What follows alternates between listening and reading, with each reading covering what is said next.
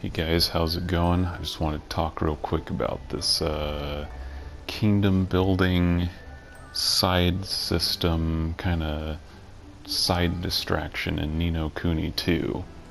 You basically build your whole kingdom and all of your efforts here feed back into the main game. And I've been looking for games like this, and they come along every now and then, but I love systems like this. I'm glad I finally got around to giving this game a try because it's been out for a while. But I mean, I love these systems where you build something up on the side, you put in kind of some time and energy and effort, and then it'll feed back into the main game and assist you in the long haul or the long run of the game's main story.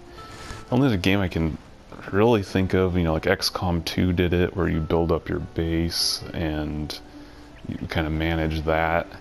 But you don't see it that often. I wish more games would do it. So, I mean, in this game, you just, as you're kind of running around, your citizens will. It's kind of like collecting taxes, and in this system isn't like couldn't stand alone as its own game, but as a system inside this game, it really makes a lot of sense and I think is really fun. So your people basically, you collect taxes from them and get money, and then they also can harvest and collect like commodities on the side as well. And so you've got all these people working kind of like this economy back at home in your kingdom that keeps you kind of supplied and equipped throughout the main storyline. And I don't think I've ever seen that in a JRPG before, and I'm not really a JRPG fan at all, really, per se. I don't get that into them usually. But action RPGs like this, that are kind of a JRPG slash action RPG, I get more into. But basically, I think one of the trophies for this game is like recruit 100 people to your town, so you can get a lot of people that are just, they look like they're just NPCs out in the world, but they end up being people that you can recruit. I've got 20 or 22. I think it says I've got 22 right now, and usually you acquire them through side quests, or they just happen to be like main characters that you get during the main storyline. But they all have their own strengths and like aptitudes for different types of work, like, and then you start building all these different facilities, and you got like a weapon shop here where you basically, it's just like a typical JRPG weapon shop. You can just buy weapons from it, or you can make them and you can craft them and improve them a little bit.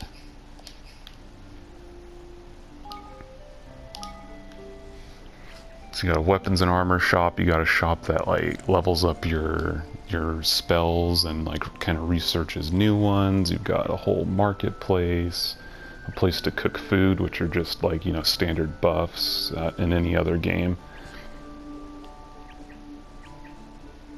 Place to raise your what are they called? Higgledies? Place to raise your weird little higgledy guys. So just all these like smart buildings that feed back into the main storyline. I just kind of wanted to showcase that, and I'm getting like massive like Age of Empire nostalgia, or especially like Kingdom for Keflings nostalgia, with how you put different citizens into different buildings, and they raise the buildings of like efficacy and stuff. And then even like, speaking of Age of Empires, you have to like upgrade your headquarters or level up your kingdom to unlock more buildings and more like capacity and things like that. Like, this is just the first kind of level of the kingdom. That's how far I am, but I assume you eventually build all the way out, just in this huge kingdom, which is gonna get insane. Can only like imagine what kind of facilities or what kind of like shops and stuff you open. One thing is like, I wish you could run around like this. I'm pretty sure this is the only way you can like run around. You can warp from shop to shop, but you pretty much just hang out in like chibi form here and run around. I wish you could actually run around your kingdom like you do the other towns in the game. Like in a normal JRPG, like all the other towns, you just run around in third person and marvel at all the buildings and stuff, and that would have been really cool if I could have just like ran around my own town or my own kingdom. But that's kind of my only gripe with it. That might have been too difficult to figure out with like an evolving town, you know. But yeah, anyway, that's pretty much it.